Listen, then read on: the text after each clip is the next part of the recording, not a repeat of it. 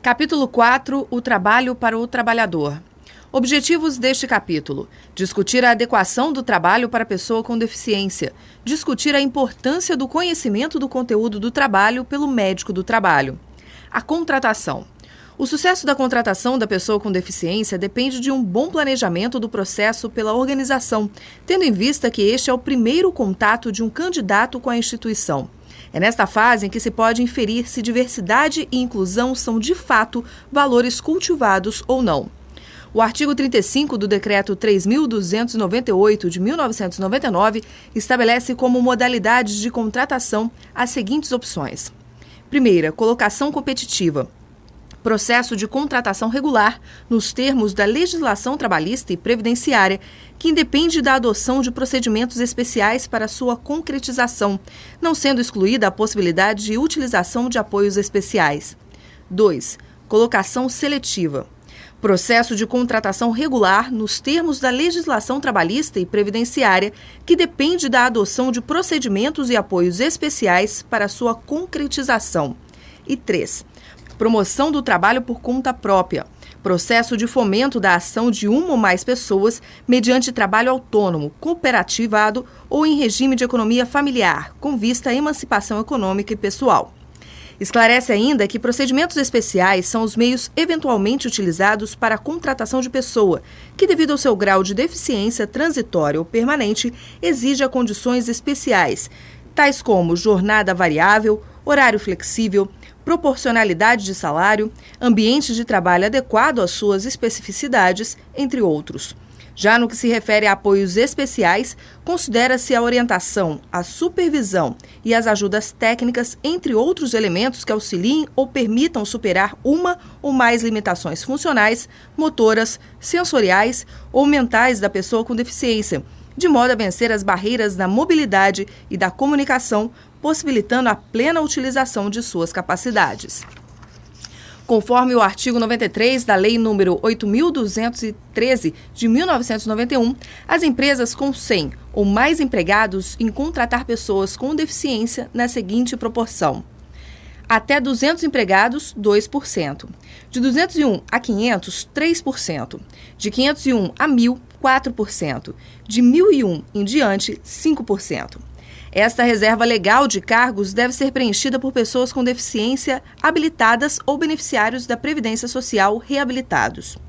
É importante ressaltar que a dispensa de empregado contratado pela cota, quando se tratar de contrato por prazo determinado superior a 90 dias, e a dispensa imotivada, no contrato por prazo indeterminado, somente poderá ocorrer após a contratação de substituto em condições semelhantes, entendendo-se como condição semelhante o atendimento aos critérios de cota e não necessariamente ter o mesmo tipo e grau de deficiência. Entretanto, de acordo com a Instrução Normativa número 98, de 15 de agosto de 2012, tal substituição não precisa ocorrer quando a empresa mantiver atendido o cumprimento da reserva de cargos. O Decreto 3.298, de 98, apresenta também as normas para concursos públicos, artigo 37, assegurando o direito à sua inscrição em igualdade de condições com os demais candidatos para provimento de cargo cujas atribuições sejam compatíveis com a sua deficiência. O candidato com deficiência concorrerá a todas as vagas, sendo reservado, no mínimo, o percentual de 5% em face da classificação obtida. Este artigo não será aplicado no caso de cargos em comissão ou função de confiança, de livre nomeação e exoneração, ou ainda nos cargos ou emprego público, integrante de carreira que exija plena aptidão do candidato. Artigo 38. Em seu artigo 43, define que o órgão responsável pela realização do concurso terá assistência de equipe multiprofissional composta de 3 profissionais capacitados e atuantes nas áreas das deficiências em questão, sendo um deles médico e 3 profissionais integrantes da carreira almejada pelo candidato. O parecer emitido pela equipe deve observar as informações prestadas pelo candidato no ato da inscrição, a natureza das atribuições e tarefas essenciais do cargo ou da função a desempenhar, a viabilidade das condições de acessibilidade e as adequações do ambiente de trabalho na execução das tarefas, a possibilidade de uso pelo candidato de equipamentos ou outros meios que habitualmente utilize e a CID, Classificação Internacional de Doenças e outros padrões reconhecidos nacional e internacionalmente. É preciso considerar que a preparação da empresa para receber os indivíduos que apresentem alterações de função e da estrutura do corpo pode ser diferenciada, refletindo no processo de admissão e com potencial impacto no cronograma de contratação. Por isso, este processo deve ser planejado de maneira a considerar todas as etapas críticas, com o envolvimento de outros profissionais, como recursos humanos, saúde e segurança do trabalho.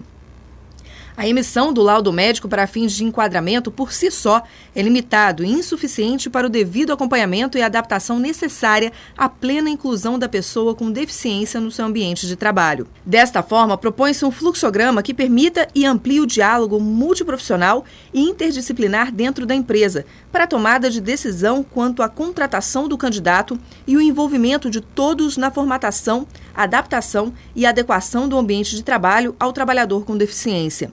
Isso permite não apenas a construção conjunta de um ambiente favorável, como também engaja e reforça a necessidade do envolvimento de todos em prol da inclusão.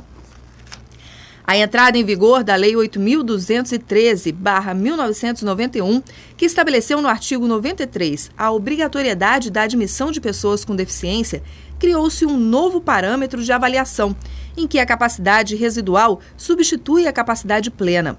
Como resultado, pessoas sem e com deficiência convivem em um mesmo local de trabalho, buscando os mesmos resultados para a organização. Tais resultados podem e devem ser alcançados, talvez por meios diferentes. Em tempos em que a diversidade e a sustentabilidade são tratados como valores, é preciso que os profissionais de saúde e segurança entendam o seu papel.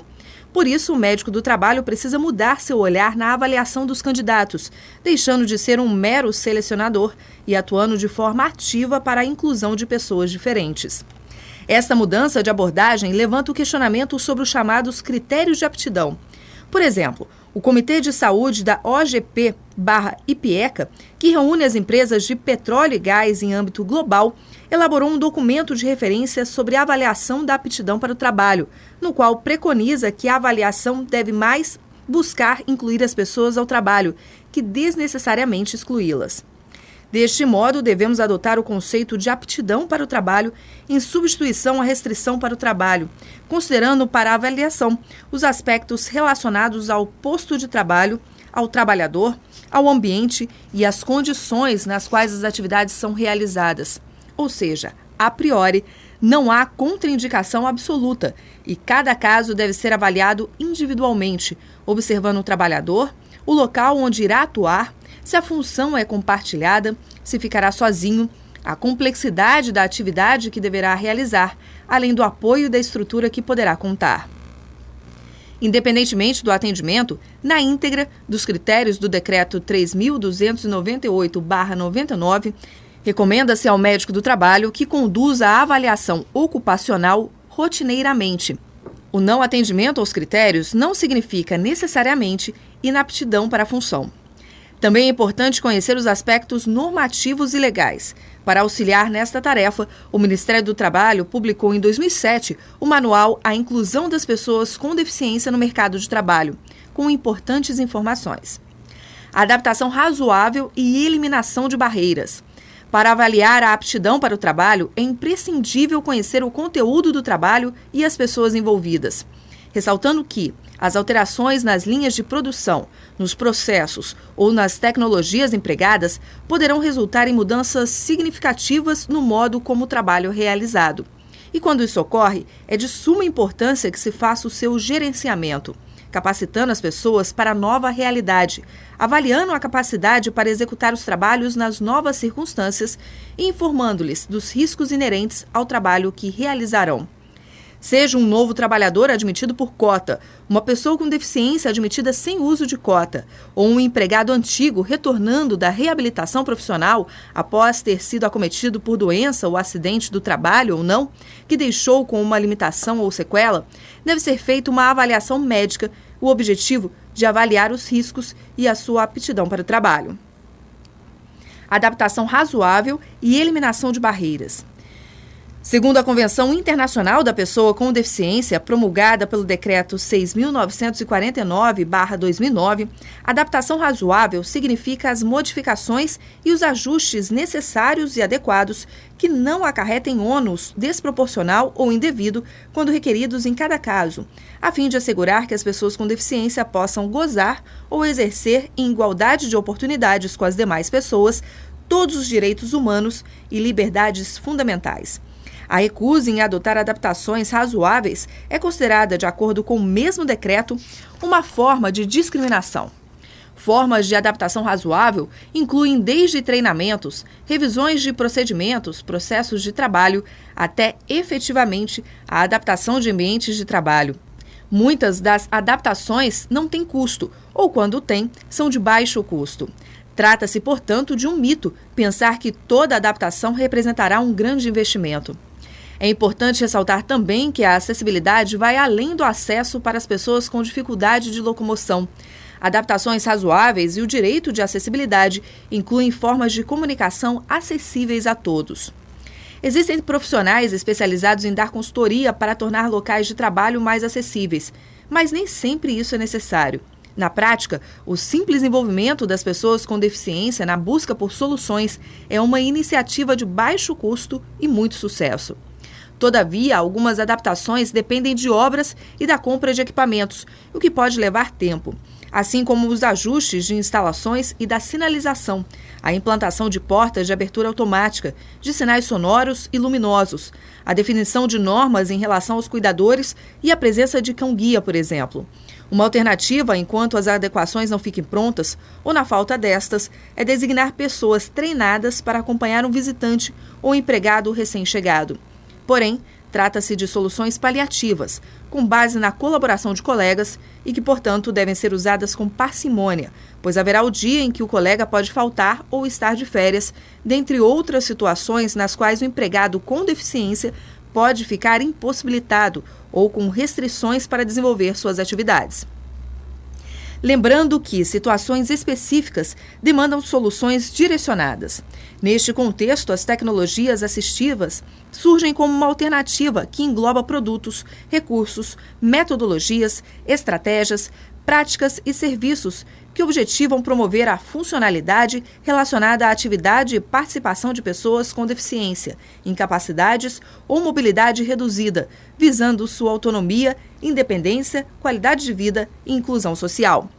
Por exemplo, no caso de deficientes auditivos que circulam por áreas onde transitem veículos ou equipamentos móveis, os motoristas e operadores destes equipamentos devem ser treinados e dispor de sinalização de advertência, alarmes visuais e, se necessário, o deficiente auditivo pode usar roupas ou adesivos que os identifiquem para os operadores e motoristas.